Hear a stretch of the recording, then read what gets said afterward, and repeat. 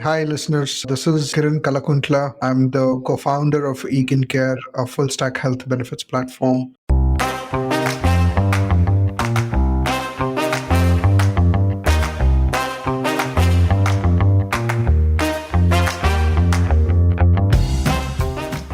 This episode of the Founder Thesis podcast is really a masterclass in finding product market fit.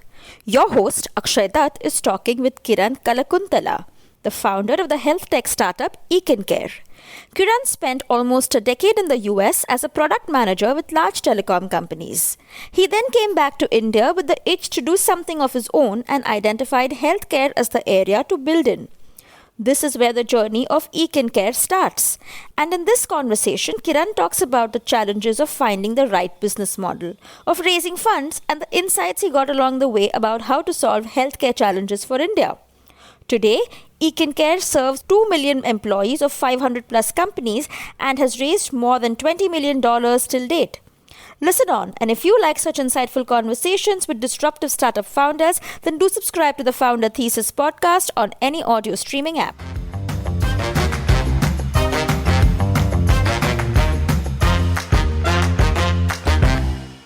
Did my mechanical engineering in Hyderabad. And just like every other South Indian, decided to go to the US and pursue my master's there. Moved there, graduated from Duke, which is one of the top schools in the US. Did my master's in engineering management. One of the CFOs of one of the large telecommunications company, he happens to be an alumni of Duke. And we happened to meet. We started a conversation and then he said, why don't you come join us? This is Alltel, which was later acquired by Verizon in the US. It was down in the south in Arkansas. And a person from a mechanical engineering actually moving into telecommunications as a product engineer was a big step up for me. Literally, I was running around figuring out how am I going to cope up with telecommunication stuff. What does a product engineer do? Is it a product manager, which is a marketing or a customer facing function, or is it a R&D engineer? This is an interesting role that they had open, which was typically, if you look at any large companies, there's always marketing department, which is they have a vision, they want to execute on something. Then there's a product, and then there's an engineering department. And typically there is Chinese walls between the three departments, and they're not in sync because any company, engineering and product or engineering and product and marketing are not aligned. And this was a role that was actually looking to bring all the three departments together. So somebody who understood product engineering, somebody who understood business, somebody who understood product, trying to build a roadmap from a product point of view, take it to the engineering team to execute on it, then finding the right positioning for the marketing to execute on it from a commercial point. So it was a hardcore programming kind of a concept, but it was a product engineering. And what's a product for a telecommunications company? Is it like, say, caller tunes or voicemail? Are these like... Absolutely. So, for example, one of the product that I worked on early on in my life was we wanted to build like a iTunes kind of a solution, which went default on every device. Back in the day, there was no smartphones. This I'm talking about 2006, 2007. The Nokia BlackBerry era. Absolutely. Nokia, Black Windows era, and Brew was the predominant OS back in the day. So building an iTunes that could cut across OSs, that could come preloaded. Now, how do you build content for that iTunes? How do you talk to the studios to redevelop the digital rights management to go with the OS? And then how do you ensure the buying, the purchase, the whole nine yards when it comes to it? That was a music solution. Airtel's Wink. Airtel has that similar. Exactly. Then my first challenge getting into hardware was my SVP back in the day called me into his room and said, Kiran, by the way, pick up the smallest phone on the table. And I picked up Moto Razr, which was the thin flip phone. And he said, now your job is to figure out how to fit satellite radio into this phone. Okay. I mean, literally, he put me on a flight next day, go to SiriusXM, negotiate with them or discuss with them in terms of the roadmap. It was a pretty ambitious project. How do you put a satellite radio, which comes in pretty large size, into a motor? So those were the kind of innovations or challenges that I was working on. And from there, did that stint for quite some time, moved into product development. Product development was more into the roadmap that I had created early on. How do I execute on it so that I can commercialize that thought process. And then Verizon acquired Altel. So as a immigrant on H1B, I had limited choices. Either I have to take the risk that when the merger happens, I'll get acquired into Verizon, or I have to leave the country in 30 days if not. And that's when again one of my alumni from Duke, who was at AT&T, he suggested, why don't I interview with AT&T and do a product marketing role? And that's how I interviewed into product marketing, where my role was more into smartphones, devices, or how do I work with various OEMs across the world to bring best devices to AT&T's portfolio. How do I position them? How do I bring them to market? What is the pricing? Who is the customer? What is the positioning? What is the marketing message? What is the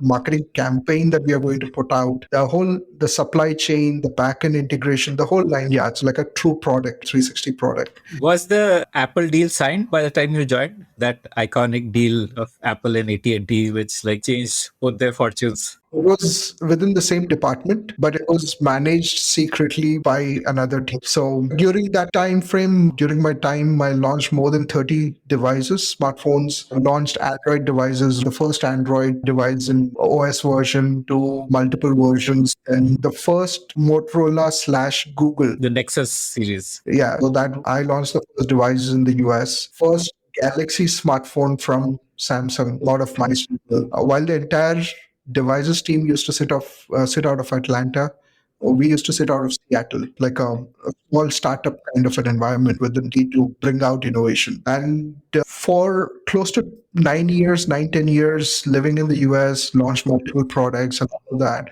and decided to take a break, actually, to take a break and come back to India for a year, see what's cooking in India. I come from a business family. We always want to create something. I want to build something on my own. And I don't see a way to do that in the US.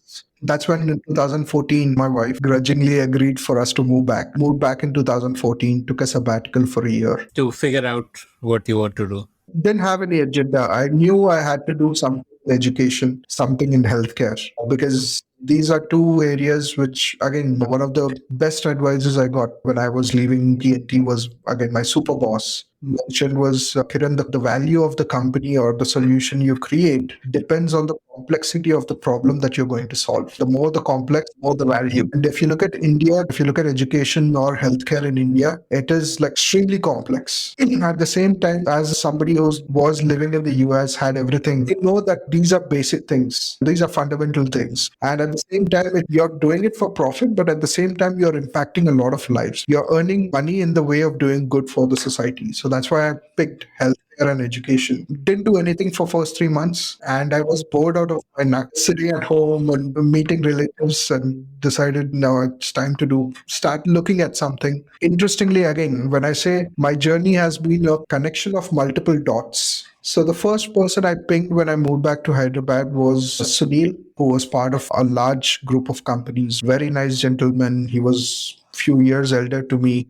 When I was at TNT on the buying side, he was on the selling side, and he asked me to come sit out of his office every single day because that gives you the discipline to keep thinking. And started working on a couple of ideas. One on the education front, again, wasn't able to vision building a large company out of it.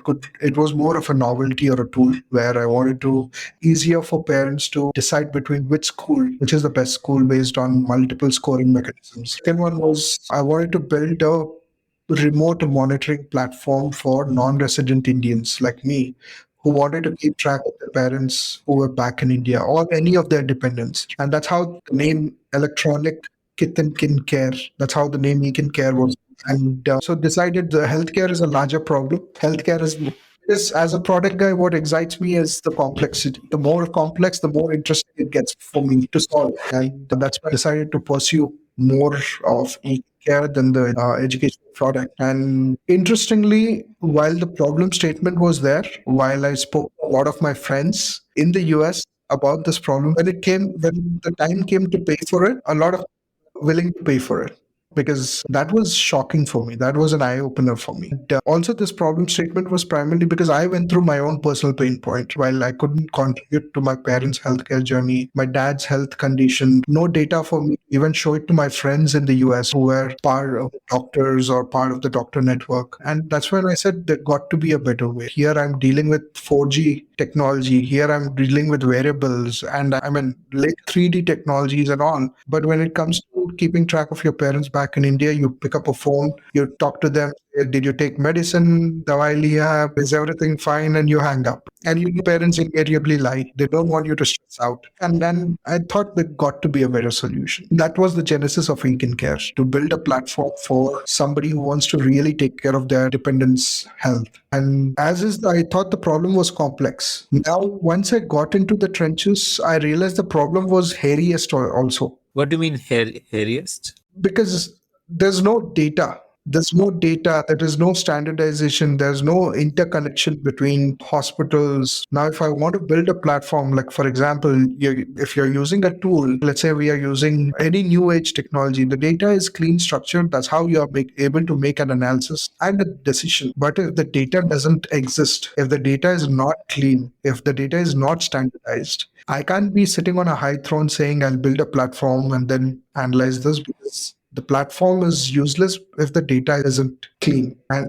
you're building or you were planning to build some way to take care of the health of your dependents, which would mean, say, an appointment booking, medicine ordering kind of a ecosystem, or something which is more personal. Very personal, right? It has to be an assistant. If I took my own example, I'm not from a healthcare background. I'm a mechanical engineer who's working in telecom, don't know the head or tail about healthcare. Now, the platform should be intelligent enough to say, Kiran, this is the time for your father to go for a cholesterol check, or your father is at a risk of X, Y, and Z. And this is when it has to be like a digital health assistant that can actually keep you true to what the next step is in terms of your dependence. For that assistant to be, that AI, artificial intelligence, to kick in, you need data, and you don't have data. So we took the most arduous, the difficult route of first solving for that before we build a platform. Literally. Okay, so why do you need the data? If you want to create an assistant, you could hard code it. You could have a panel of doctors and they could chart out 100 different symptoms and their possible underlying conditions and whatever, and then you could do the hard coding of it. So healthcare is an ocean. So when I say healthcare is an ocean, the open graph, the relativity model when it comes to healthcare is phenomenally large. For example, I'll give you a simple example. If you look at the number of permutations, variables that could impact an individual's health. 30-year-old with a family history of diabetes. Last cholesterol checkup was bad, but taking 5,000 steps per day. There's another profile who's taking 10,000 steps per day. One profile is a passive smoker, one is an active smoker, that one is non-smoker, one has other chronic conditions. And if you keep adding these variables, it can be like, when you say it can be hard coded, yes, you could essentially mimicking a doctor. They could be like billions of combinations. Exactly. Combinations. How do you build that? The simplest way, what you mentioned, is there's a concierge service. There's one doctor you always call. Doctor looks at the data and gives you the information. But that's not scalable. You can probably scale it to few, but it's not scalable beyond it. And somebody from a technology background would say, Ki, that is jugaad. That's not technology. And that's, we wanted to use the data. We wanted to leverage the data to be able to build this relative model, to be able to truly say, okay, you know what, Kiran, by the way, your last lipids were bad and your family is at risk, but you did not taking more than 5,000 steps over a period of 15 days. And which means your CVD risk is now elevated compared to three months ago, which means you have to do X, Y, and Z steps, improve your health. Which means, by the way, here's a basic health check for you to again assess. Speak to a doctor to reassess. And here's X, Y, and Z basic steps that you can do to improve. Start improving your activity levels if that's the thing that they need to work on. So that is what we were trying to build. And for that, we need data. And actually, Srikant, my other co-founder, came on board 2015, actually. Late 2015 is when I started speaking to him. His classmate at IIT Madras was my junior at Duke. And that's how we got connected. And again, we got connected on the complexity of healthcare. We got connected on the personal impact of healthcare within our own families. And we got connected on the number of possibilities that this could have if we are able to solve. And that's how he came on board, and we started building this platform together. So you were talking of the approach you took to gather the data. What was that approach that you took to gather the data? It was very difficult. Literally, our entire seed round was burnt in actually figuring out this problem state. Because I will tell you openly that today, while hospitals don't have a clue in terms of what to do with the data, we went to multiple hospitals to say, hey, give us the data. We are building this thing. If you don't have data, you really can't do anything about it. And hospitals are not willing to part with that data. Because it's sensitive. Like you're asking for patient records, test results. There's nothing sensitive about it when you actually go visit a hospital, because those records are lying in an open room like a trash can. So there's nothing sensitive about it. It's just that most of the folks that I realize don't want to share that data because they feel that there's value out of those records. They don't know what to do with it. They don't want somebody else to benefit from it. It's as simple as scrap mentality. And we approached multiple hospitals to say, hey, give us the raw data, give us the dump of that information. We both will. Whatever is fine, we'll also, right? Maybe we didn't do it, but the data you were seeking was like patient age, patient gender, date of birth, test results, doctor diagnosis, so on and so forth. That's when we said, okay, why don't we go the harder route of launching a B2C application where users can upload their medical records, take a picture of their medical records and upload it on Ekincare. And then we use that information, we analyze that information and give them insights as a B2C. So this was more of crowdsourcing the data when we are not able to get it from an enterprise. And we did decently well. Within Hyderabad, we had 200,000 users who took pictures, uploaded medical information. We collected a lot of... And one question here, you raised the seed round. How did you do that? Like with friends and family? No, Sunil, the mentor who was there, I went to him and said, hey, this is what I'm planning to do. And I asked him for a 10 lakh seed round. By then, I put in my own 10 lakhs into the company. And I said, hey, I'm looking to raise a 10 lakh seed round. And he laughed it out. And he said, yeah, 10 lakhs is peanuts. Don't know the background, never done a startup. He's like, no, Kiran, go back. And back in the day, I showed him the projections that in 5 years, we would do somewhere around 6 to 8 crores in terms of revenues. Now, where again is the middle class thinking that kicks in. Yeah, 6 crore. What did you project? Like you thought that people will subscribe to the assistant, like they'll pay an annual subscription fees. So this was for the NRI piece. NRIs would pay for the subscription for it. And that's how we would get to 6 to 10 crores in 5 years. And he's like, Kiran, this is peanuts. Please go back and redo the numbers. By the way, he had a venture arm at that time. Bitchemy Ventures. He called his one of his associate and said, hey, Kiran, just sensitize him about venture capital a little bit. And that's when actually my thought process opened up. Not to limit your thought by what is today, but to think much bigger than where it could be. And that's when I had to redo the numbers. And then based on the numbers and based on the conviction, because he was seeing me coming in every day, sitting outside his office, progressing along the way. That's when he said, I'll write you my first check. He funded 1 crore as a seed round. And then after him, there was another gentleman, Srinath, who had a IT services company building healthcare technology for US-based companies. Again, he happened to meet through a common connect. And he said, I will also put in 1 crore. And that's how we raised our first seed round, 2 crores, even before we had a product, actually. And which is a pretty good launch pad. Yeah.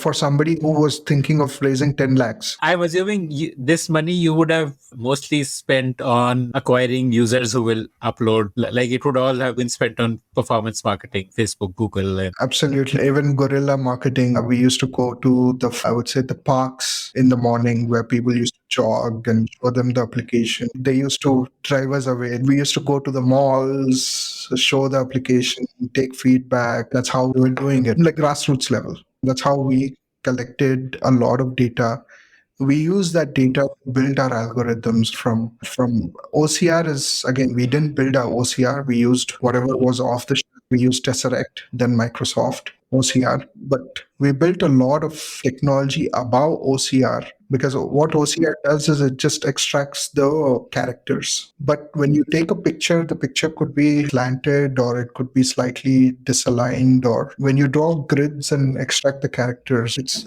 you have to reconstruct all of that to be able to make sense of it. You reconstruct, that's one portion, because if the line is slightly slanted, you could actually connect wrong characters and it doesn't make sense. It'll be a garbled message. One is reconstructing the characters. Second is as analyzing those characters, because some would say TCHL, some would say total cholesterol, some would say nil, some would say zero, some would say negative. That is one problem statement. Now the third problem statement is the normal ranges are different for different labs, based on the treatment that they are using, based on the sample test kit that they're using, based on male, female, based on whether pregnant, not pregnant, kid, age. So when you're reconstructing, you have to take all these variables into account. And then once you reconstruct it, you have to triple check that, because if you take total cholesterol, but instead of negative, you take the line below, even if it's positive, negative, something, and you apply it some other, again, total cholesterol is a bad example, but another component, the whole report goes incorrect. That's the level of complexity that we were working on, just to understand the data that we are extracting, reconstruct that information so that it can be put in clean fashion. Once that is done, now we have to standardize. Standardize because, for example, Akshay, you could maybe go to Fortis, you go to Max, you have two reports, but the two reports are not identical. Now you have to standardize reports to say, Akshay, by the way, your lipids trend is this. Only then I can say, Akshay, based on your last 3 years trend, this is what I recommend. So now you have to standardize, build that trend. And once you standardize, build that trend, now you have to personalize to Akshay. Get the demographic data like age, gender. And then other variables, family history, your lifestyle, all of that. Then recommend based on that personalization. For recommendation, you used human experts? Did you onboard doctors to give recommendations? Srikant is not from healthcare. I'm not from healthcare.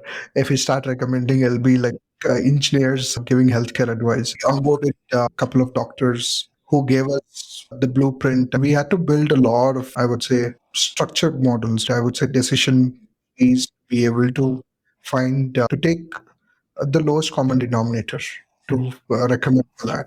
And what we realized is we can't continue doing this because, like I said, healthcare is an ocean. Let's focus on the 80-20 rule. 80-20 in the sense like what are the key chronic conditions, the pandemic that is in India, diabetes, hypertension, cardiovascular disease. So we said let's focus on going deeper into these three areas rather than trying to get into kidney, liver, all of these other chronic conditions. And that's how we started building the model. And what we realized is these are the three, I mean, the root cause for everything else, for human health. And then what we realized is now, while we are recommending all of this, we need something that a user can constantly track. Just like how you have a credit score to say whether you're doing financially better, you are credit worthy or not. You need a score for your health. What is Akshay's health today?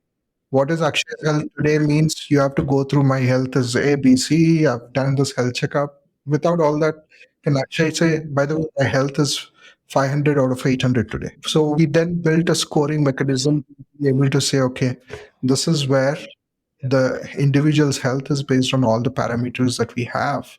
And what is the delta from a good health, a golden sample to where Akshay is, and how can Akshay get to from point A to point B? That's the recommendation based on diabetes, hypertension, CVD background. This algorithm for recommendations, did you use like a machine learning approach where you said, okay, the doctors will keep recommending and eventually the system will figure out what to recommend? Or did you like hard code it? We first hard coded it. So there is decision tree model. AI first comes the decision tree model. If it's A, you break it down. If within A1 and you break it down, that's how we started. But as we started getting more and more variables, more and more data, we moved into assisted learning. What does that mean? Assisted learning?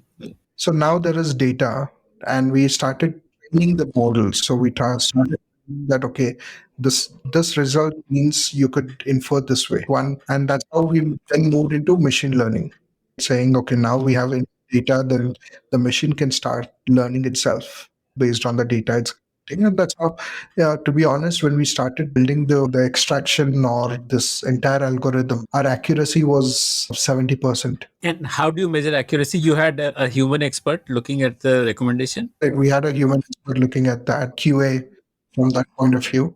And the QA, the human expert, would constantly feed in the information saying, okay, this came in incorrect, this came in correct. And it took us literally for even today, we're still improving it. Today it sits at 90 to 94% accuracy, but we're still continuously improving it. But it took immense amount of data. It took immense amount of QA. It took immense amount of iterating our algorithms. Again, the difference between Ekincare or any other company is our approach was data. So we had, even before we invested in services, building a platform for appointments or going out and building a supply, all of that, we invested in technology, building for that data. In fact, we spent a lot of money just on that. And that still forms the core, or I would say the differentiator or the moat for Ekincare today. I might sound cocky, but there is nobody in entire Southeast Asia who can structure like Ekincare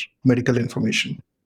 I'm saying Southeast Asia because developing countries, the medical infrastructure is very asymmetric, unstructured. So nobody can do it. So give me examples of what the recommendations would be like. Would they be like mostly diet and exercise, or would you also be recommending a medicine? Not medicine, diet, exercise, health checkup. When is the right time to go for a full-on health checkup? When is the time to speak to the right specialist? All of that. And again, we didn't boil the ocean because data was sparse. Again, we were sitting on if you look at the kind of ocean that we are trying to solve, the data that we had was a drop in the bucket. We were cognizant of our drawbacks. So we were taking baby steps. And that's why from 2015 to 2017, we continuously built, thanks to our investors back in the day. We didn't even have a metric to track.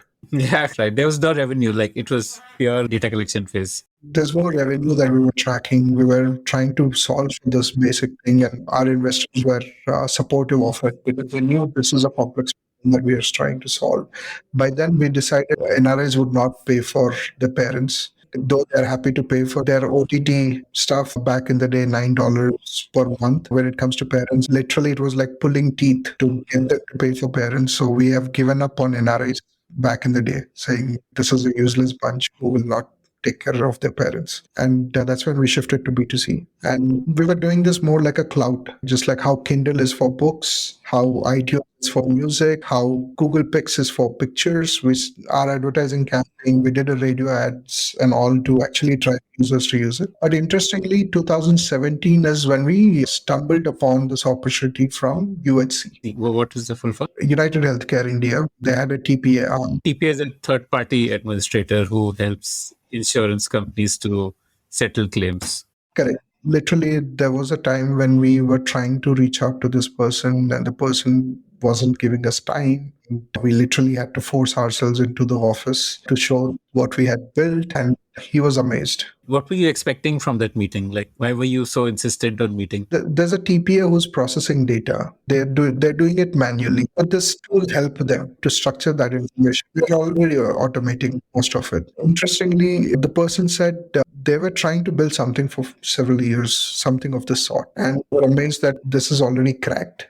That's how we got their interest. And again, the TPA back in the days was actually managing the corporate health also. So let's say as part of TPAs, group policies, they were selling group insurance policies. Not selling, but managing corporate health because the insurance would give some freebies or additional benefits as part of the insurance, as we're supposed to take care of the annual health checkups and all the benefits that provided. And that's when there was a problem statement saying, hey, by the way, we have the sister company, 9,000 employees. We do these annual health checkups every year across these 9,000 employees, but we don't know after that what.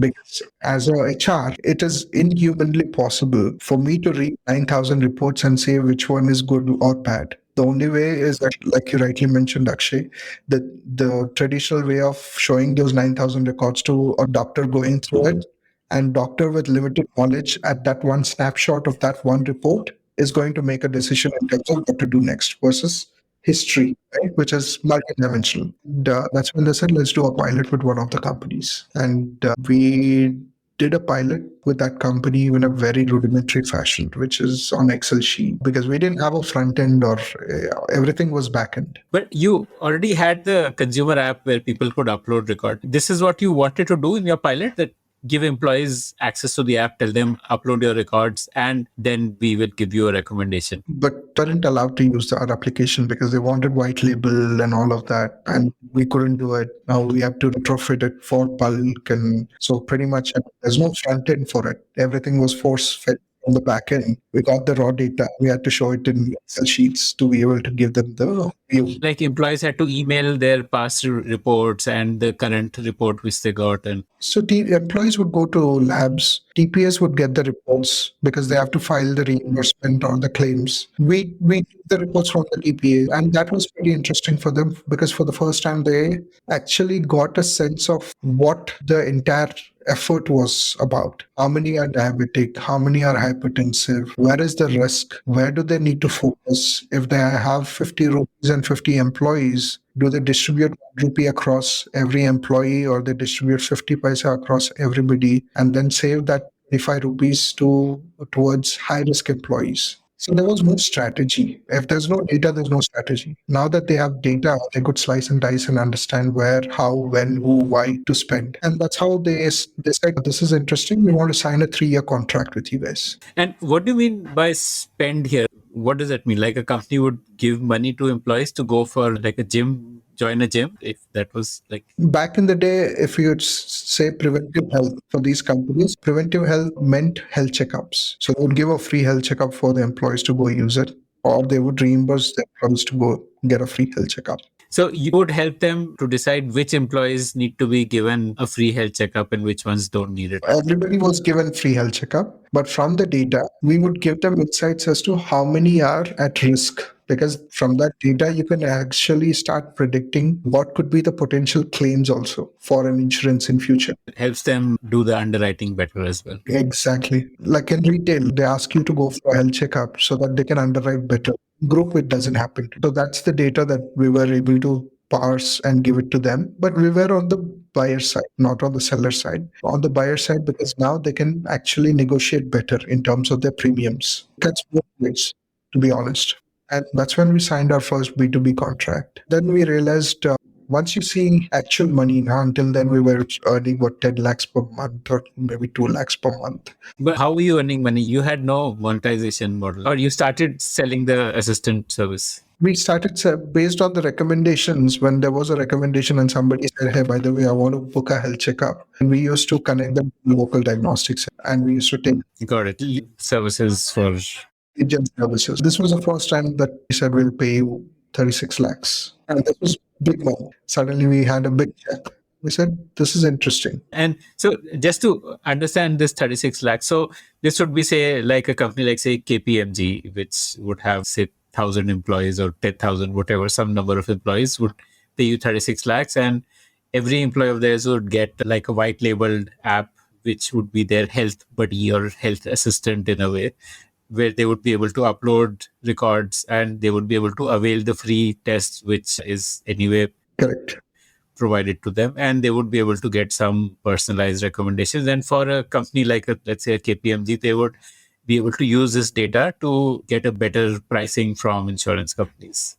Absolutely correct. And that was interesting for us because if you typically look at any technology innovation, what I've seen and have gone through is there's a bell curve. There's early adopters, then comes followers, then laggards. We were in the early adopter phase. And typically in early adopter phase, typically the persona for somebody to pick up a new innovation or anything is typically high household income users, disposable income, who are graduates, dabble with technology, understand technology. They're not scared of using new tech. And we realize what is a better way to reach out to these early adopters? Best way is to go through these corporates. These are all graduates, high household income users. And more importantly, we are getting clean data from the labs. Importantly, there is an intent for the user to go for a health checkup because it's free of cost. Nothing, they're not paying out of their pocket, companies paying for it. There is an intent for the company to push this because they want the employees to be healthy. There is a win for us because we want to drive adoption for our revenues and also drive adoption for the data. And that's when we decided to shut off our B2C and switch to B2B. But B2C is still giving you data, but it was not worth the effort, is it? The revenue is abysmal in grand scheme of things. Yeah, it'll give us the data, but the CAC is also high for that data. We literally burned 2 crores. But I would have thought that this would be a pretty viral product which would have its own pull. Like I still have a big file of all my lab reports for the last 10 years with me. But if I knew that there is a way to digitize it, like It is common sense. Even I thought the same. Anybody, I mean, any sane mind would say, "Ki yaar, data lying in physical files is in digital format is better than physical files." But trust me, Indians don't like to take care of their health until they hit the hospital. it's like filing taxes. You don't want to do it until the last day. Yeah. Because I mean, it's common sense. Anybody would say, "Yeah, theek hai, this is interesting," but no, it was a push, not a pull. When we did that, interestingly, when we switched, we had shut off. We said sorry to all the retail users, saying, "Hey, by the way, you can download the reports." But we are shutting off our B2C because as product guys, we didn't believe in serving two customers at the same. So that's when we started going deep on the B2B's front, understanding what the use cases are, understanding what the pain points are from an HR point of view. And that's when Noel Coutinho, again, one of my mentors, suggested I speak to Noel. I'm switching to B2E, B2B2E. And Noel came on board in 2017, my other co-founder who helped us. Again, he's a doctor by education. So that was our first doctor on the team. Until then, it was consultant doctors that were there. He came on board, took over the selling, the enterprise selling. He had the background. And that one pilot moved to 10 companies, 10 to 40 companies, 40 to now close to 500 companies in 2022. Yeah.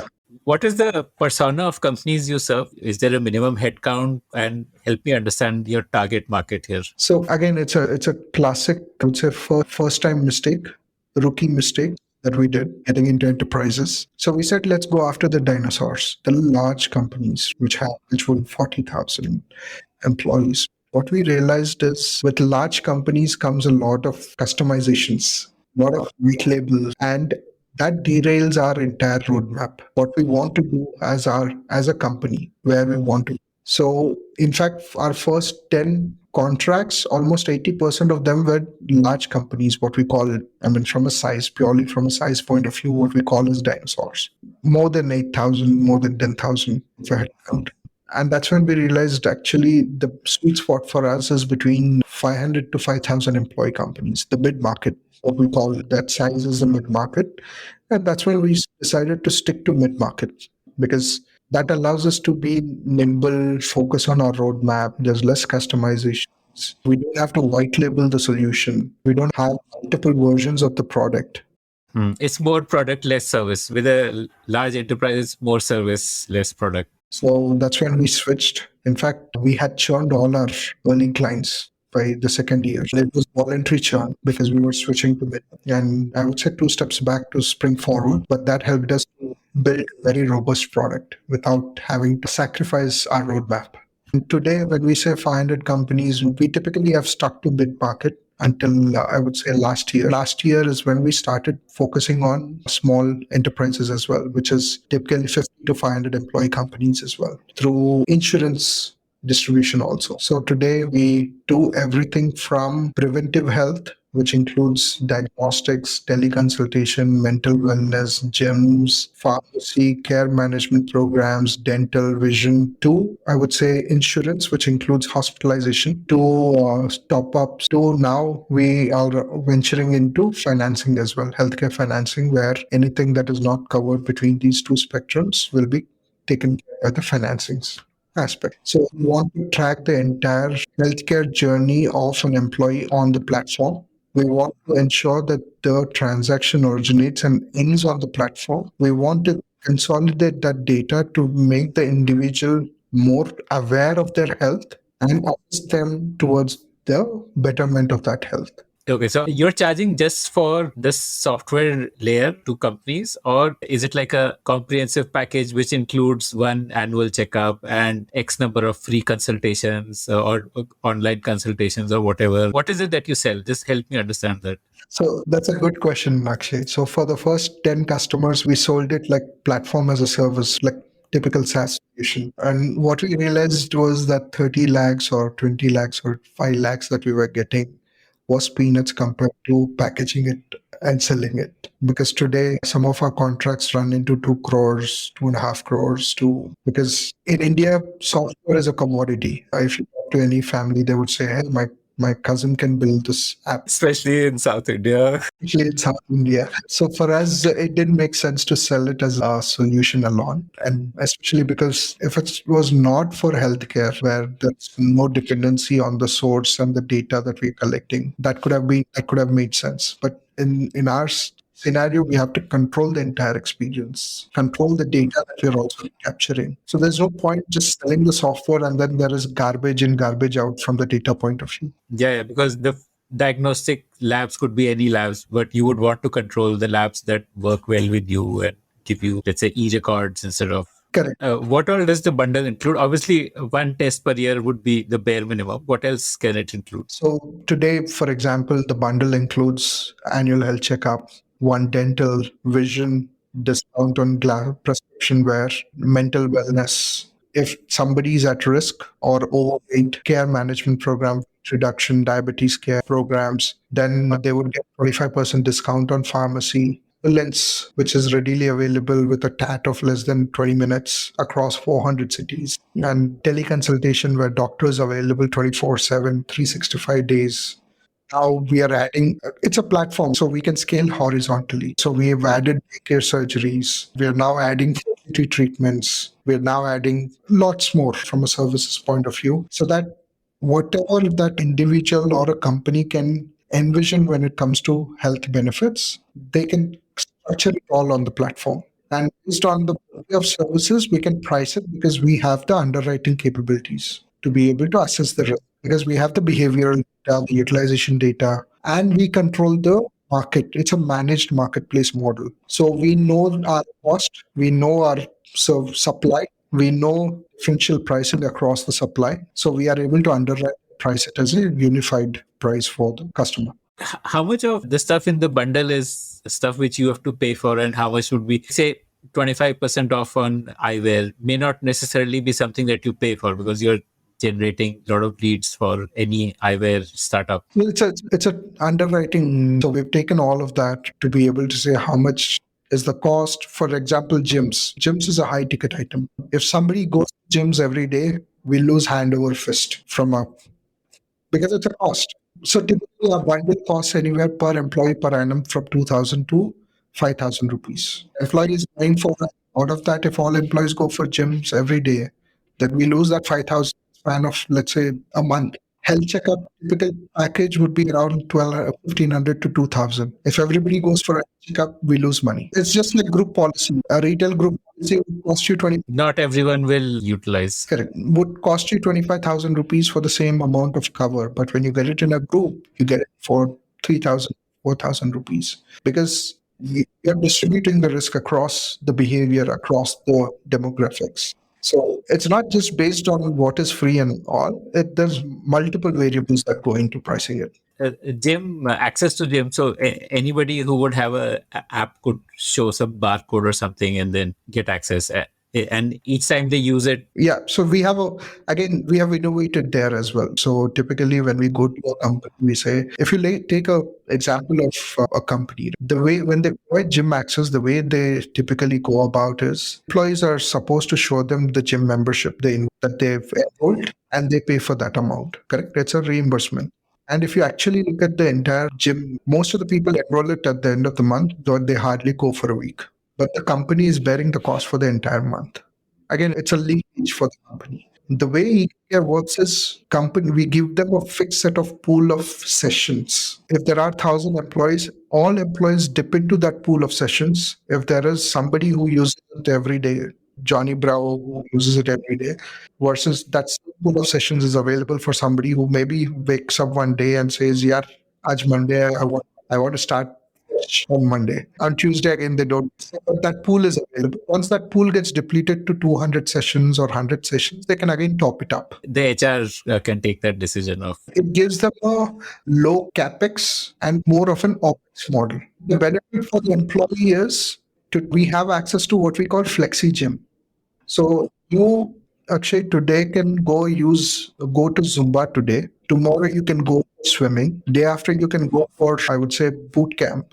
So there are all kinds of gyms that are integrated where you can decide what you want to do today. And that's the flexibility that you have. You can go in the day, you can the night. If you're traveling to Mumbai, you can do it in Mumbai. If you're traveling to Delhi, you can check closest partner, show the QR and access. Yeah, so I guess all the services would have a similar approach where there's a pooled, let's say doctor consultation would be similar. Absolutely. Doctor consultation, there's no rule, right? Because again, doctors have to be available 24/7. So we have doctors who are exclusive consultants to Ekincare. So every service we have looked. So honestly, there is a lot of product thinking in everything that we do.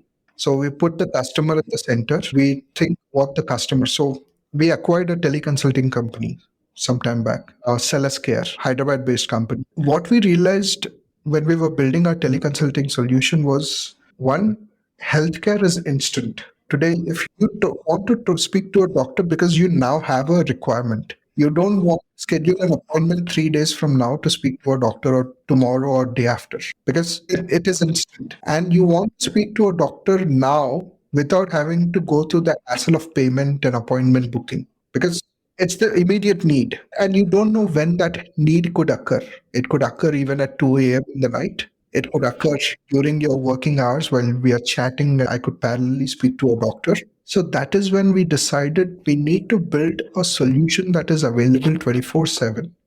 A solution which doesn't need appointment booking, takes less than 30 seconds to connect to a general physician. A solution that doesn't ask for money because the money will be paid by the company. If it's not paid by the company, we first do the consultation and then ask for the money. But again, it's like a product thinking. How if I were myself in that shoes, what is the experience I would want? If I were myself in trying to use a gym, what is the experience I would want? And these are high trust customers. It's not like they'll not pay you because it's through their employer. Correct. Absolutely. And that's the beauty of sticking to one payer. Now, if I try to do B2C and B2B at the same time, I wouldn't take that decision of putting the payment after the transaction. Because then I'll have a big leakage problem. So this is only for a general physician kind of requirement. What about, say, a dentist or an ophthalmologist? So there it's more of I would say it's more of a scheduling because you want to speak to a specialist. It's not urgent. But is there also virtual or you have like types with clinics where? Today it is virtual. We just launched our pilot for face-to-face.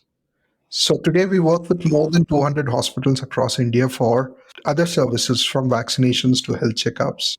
So we are piggybacking on the same inventory for their own doctors. So the beauty about going through the B2B2E route is we know our demand first and then we build our supply. And when when you know your demand and then build the supply, you're actually ensuring that the supply gets the money in the first 3 months. Otherwise, what happens is you build a network and they don't see money, then they lose interest. And that's how we built the largest cashless network today, where we work with more than 10,000 service providers across close to 200 cities, which is now going up to 250 cities. Or across these 10,000 service providers, every service is cashless. It runs on credit. And we have a ledger running with all our service providers in the backend. This must have been quite a task to onboard 10,000 service providers. You have a pretty large team in place which does this?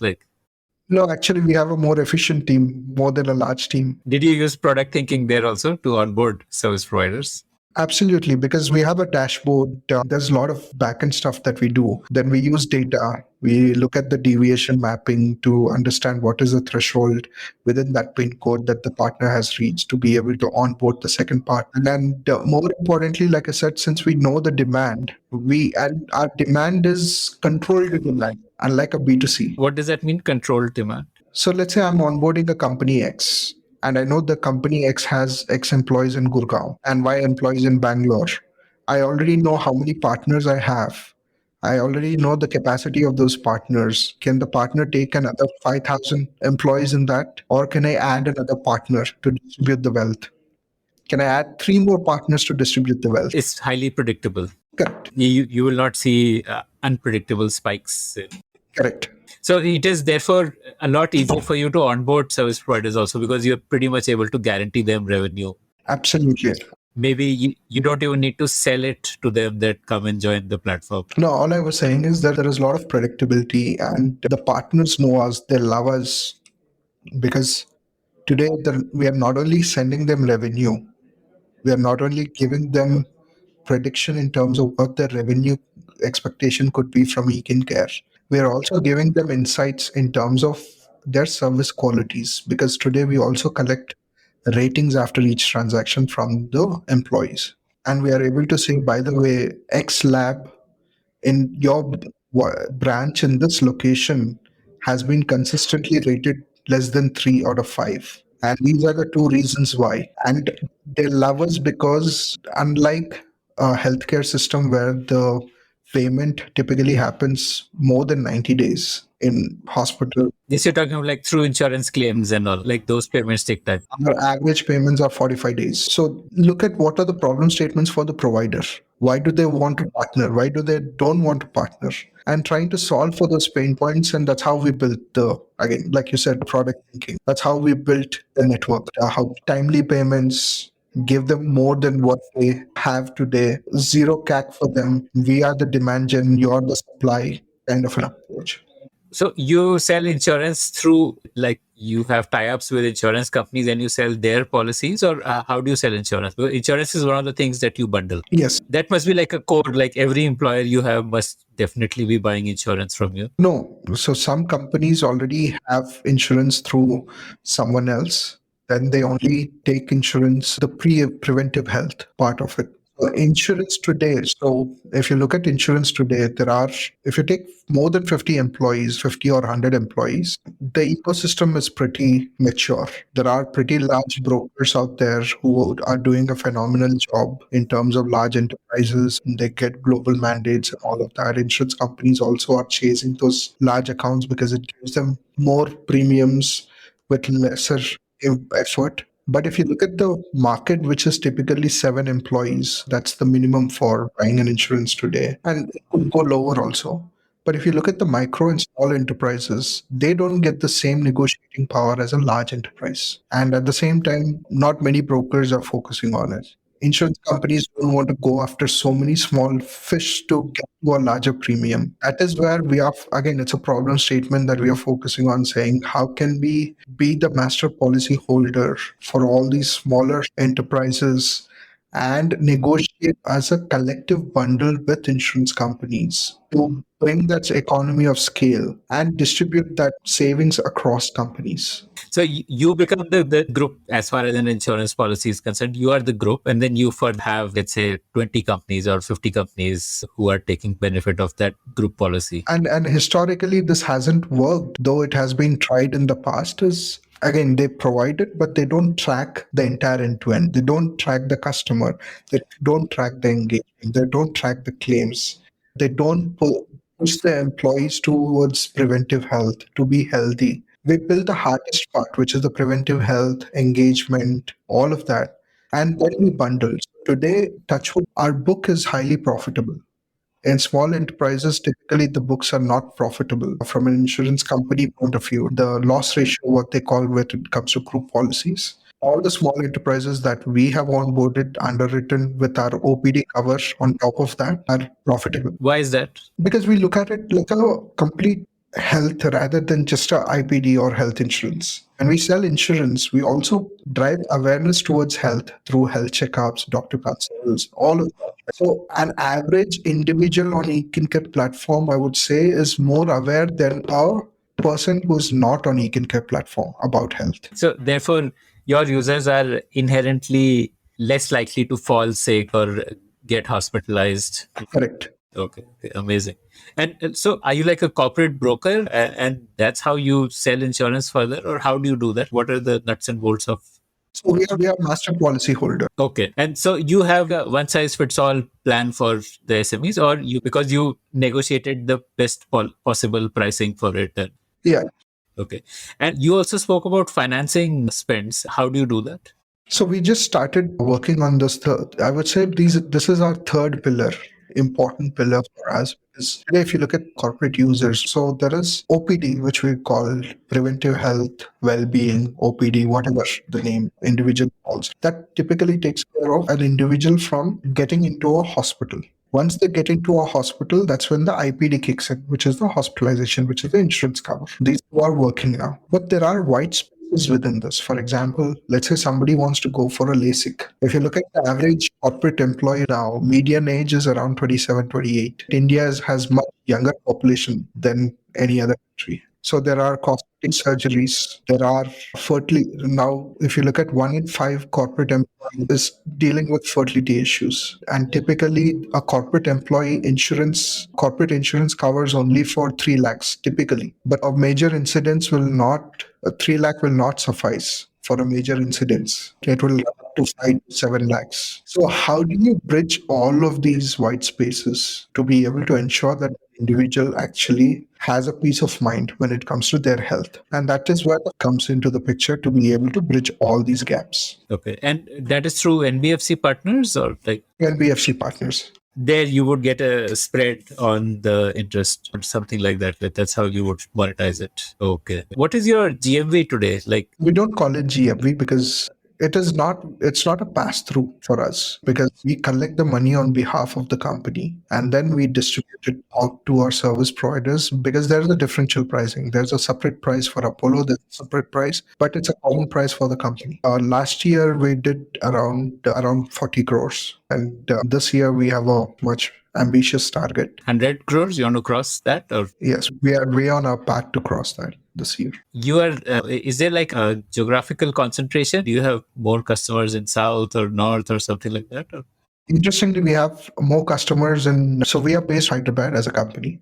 HQ is in Hyderabad, but our customers are more in Mumbai, Delhi, and Bangalore than in Hyderabad. But if you look at from an employee's point of view, that previously employees were co-located around the offices. Now they could, and there was this. We recently came across a city where an employee requested for a service, which was Bihar Sharif, tier 4 cities, where because everybody's working from home now. So that is how we expanded to 200 cities and growing to be able to provide that unified experience for these employees, irrespective of whether they're working from home or office. Because that's the convenience for an HR. The convenience for the HR when it comes to Ekincare is one platform, one invoice, one escalation point, one vendor, and one unified experience, whether across the board, across India. And so you raised that 2 CR. Tell me about the funding journey from there on. We raised 2 CR. Then we had a near death situation where we went through a dry season, and then we raised a small bridge round. Post that, very small bridge round to sustain for a few months. Post that, we raised our Series A round, which was 1.5 million, which was in 2019. And in 2022, March, we raised $15 million. So COVID would have like really helped your cause, be it in terms of attracting investor interest or even corporates. I guess like the whole vaccination rollout is a big headache for a lot of employers, and probably that would have been one of the services on the platform. Yes, it is one of the services. It actually helped us quite a bit. We were the first company to provide cashless COVID vaccination for employees across India, where if you look at it at that point, every company was scrambling to get vaccinations. And in fact, we were working directly with the manufacturing partners for the vaccination. But again, the government policies were changing by the week around us. And when it was about to launch, I think the government said it could only be distributed through hospitals. Aggregators like us would not get access to the vaccinations. We couldn't even buy. So that's when we switched back to our partner network, where we are already running credit system. So we went to our hospital partners and said, by the way, we already have this credit system. In fact, we'll pay you advance for X number of vaccinations on a rolling basis. You give us a green channel for Ekincare customers, or you give us a dedicated slot for Ekincare customers. And that's how we were able to roll out vaccinations. And because of our ability to be the, I would say, the first movers advantage in that, to be able to provide cashless ability when nobody could figure out, everybody was doing it more from a reimbursement point of view. We were literally those few months, 3 months where COVID vaccinations were happening, we were running into calls till 2 a.m. because every company was calling, every CEO from the US. We literally, people did figured out our numbers, mine and Madhu got his numbers, calling personally directly. Everybody's like, hey, how can you we are ready to pay you more. Just put us ahead of the line. And we couldn't do that because had to take care of our existing customers first. That we did for new, and we had to say no to a lot of customers, but that kind of helped us quite a bit because our existing customers saw our ethical values. Our existing customers saw that we were always ahead of the curve when it comes to employee health. New customers who didn't get access also saw that, hey, we should be their customers because they're doing more for their customers and wish we were their customers at this point. And that kind of helped us improve our brand quite a bit at that point. Today, a lot of people within the industry know Ekincare who buyers, and a lot of people would say we are known for our quality, we are known for our ethical approach, and more importantly, we are known for our product centric approach. So my last question to you, you are in a very competitive space. There has been like an explosion of companies which are going after that same market. Absolutely. And like Nova Benefits, Care. What do you think you need to focus on to win? What is that make or break activity? Is it fundraise? Is it sales? Is it product? What is it that? I don't think there's one. It might sound like a MBA answer, but I don't think there's one silver bullet for this. Actually, you need a great product. All I would say is there's a large market out there. We have a kick-ass product, which is testament to several Fortune 500 companies already using it, which is testament to 1.5 million employees trusting us with their health and engagement on the product. We have a great team. And now what we need is blitzscaling. How do we go from 500 to 2,000? Do you have a strategy in mind for that, like 500 to 2,000? Yeah, absolutely. What can you share? So what we are known, like I told you, people don't know Ekincare outside. If you ask a normal individual, do you know Ekincare? They would say, I don't know. It's only the buyers would know. Within that industry, if you ask a HR of a large company, they would say, yeah, I've come across Ekincare. Now, what we need to do is build a good brand out there, which is synonymous when it comes to health benefits, which is synonymous with when it comes to employee health, which is synonymous when it comes to trusting Ekincare as a brand when it comes to health. So all the 500 companies that we are talking about have been acquired through word of mouth or organic. We don't have a large sales team. Now we are hiring our sales team. Otherwise, we had a 6-member sales team. So now we are going to emphasize on branding, marketing to be able to get a word out. So this most recent round, $15 million, is essentially growth capital to fund marketing and sales expenses. Oh. Correct. So if you leave aside the expense on brand building, are you cash flow positive? So our unit economics is definitely positive. Gross margin is positive. EBITDA is not positive. Which is because you're spending on marketing and acquisition. We are spending ahead of time. Got it. Okay. But our industry is one such where we don't need a lot of capital, to be honest, because it is unit economic positive. Our CAC is low. Our LTV is high. Yeah, once you acquire a customer, that customer is unlikely to switch over. All the data which resides on you is a massive moat. The pain of switching over is extremely high. It's like Salesforce. Once somebody buys Salesforce, they don't switch because all the data is on Salesforce. Otherwise, they lose all the standardized, structured data, the analytics, the risks. So far, we have covered your extensive journey of finding product market fit. And my understanding was that the corporate insurance play would be like a very major part of the journey forward. But I believe you have some updates over there. Yes, Akshay, this was an experiment that we did, honestly, because we also felt and believed that the group health insurance policy is underpenetrated when it comes to small businesses, right?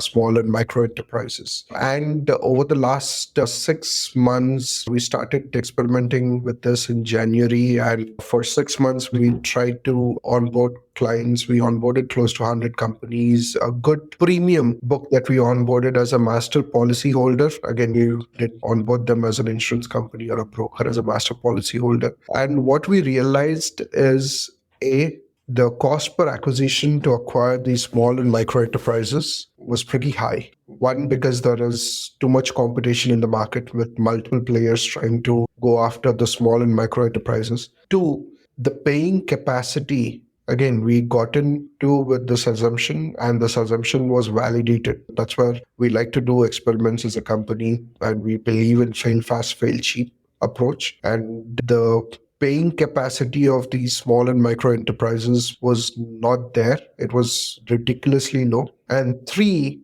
our ability to upsell, cross-sell into these small and micro enterprises was negligible. Again, goes back to my second point, which is paying capacity. And four, like any small and micro enterprise, extremely price conscious.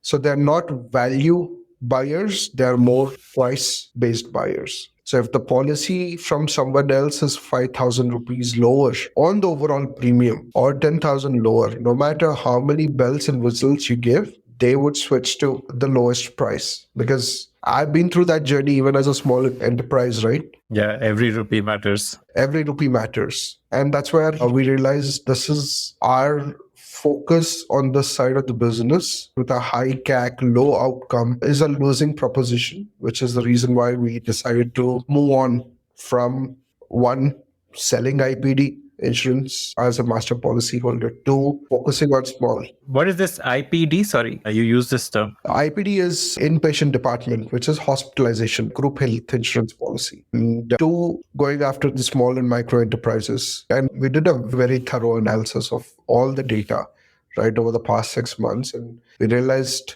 we were running faster. We were burning more calories to achieve that, but literally not losing weight by going after small and micro. Okay, that's a nice metaphor. So you're saying that CAC to LTV ratio, which is, I think, really the golden metric to see how investable your business is. Like that's what most VCs like to look at. So that ratio was very lopsided. The acquisition cost was high. The long-term value was low because limited opportunity to sell premium features and so on. So what is your mainstay then? So we have been a pioneer in when it comes to OPD, right? When I say OPD, it is anything apart from hospitalization. So diagnostics, teleconsultation, care management programs, gyms, e-pharmacy, all of this, right? The benefits that the company provides to employees. We've been phenomenally great in terms of our network, in terms of our technology, in terms of our offering as well, as because of our breadth in terms of the companies that we cover on the OPD front, from the likes of S&P Global to KPMG to BlackRock to LinkedIn, Nike, eBay, Escorts, Kotak, quite a few companies that we cover on the OPD front, right? Because of which we have a very strong footing. So we decided to play to our strength, and we're now partnering with companies that are actually providing hospitalization cover rather than competing with them. Interesting. So you are the health buddy for employees of these companies, like you mentioned, say LinkedIn or Nike and so on. Correct. So for their employees, you are the health buddy, the first place they will go to when they have any need, be it I'm down with a flu or be it that I need emergency service, ambulance service, or any healthcare need. So when a company is providing pharmacy, this takes care of that medical reimbursement. Like there's that component in your salary to save tax, which is the medical reimbursement. That's gone. That's gone long ago. So that 15,000 rupees is gone. But there's an annual health checkup that gives you a Section 80D tax. So that's what it takes care of. And there are companies, for example, again, when we say innovation, when it comes to OPD. So today, if you were a company, what you would do, Akshay, is say, as a liberal company, as a pro-employee company, you would say, hey, anybody who wants to go to a gym, I'm happy to reimburse your gym bills. Now, what ends up happening, let's say you are a company with 5,000 employees. Everybody at the beginning of the month will show you a bill. They collect the money. Not that they're doing any fraud or not, but they hardly go to the gym. Yeah, there's we spoke about this. Like the check on utilization is not there. So you are instead able to convert this into a paper visit. Paper visit as a pool. So these are the kind of innovations that we did again on the OPD front. That's our stronghold. We want to make India healthy, one employee at a time. Today, we're at close to 1 million employees. And we believe we have not even scratched the surface because as of last year, there were 73 million salaried employees out there. And we're just capturing only 1 million employees. So the journey is much longer and much bigger. And that brings us to the end of this conversation. I want to ask you for a favor now. Did you like listening to this show? I'd love to hear your feedback about it. Do you have your own startup ideas? I'd love to hear them. Do you have questions for any of the guests that you heard about in this show? I'd love to get your questions and pass them on to the guests. Write to me at ad@thepodium.in. That's ad@thepodium.in.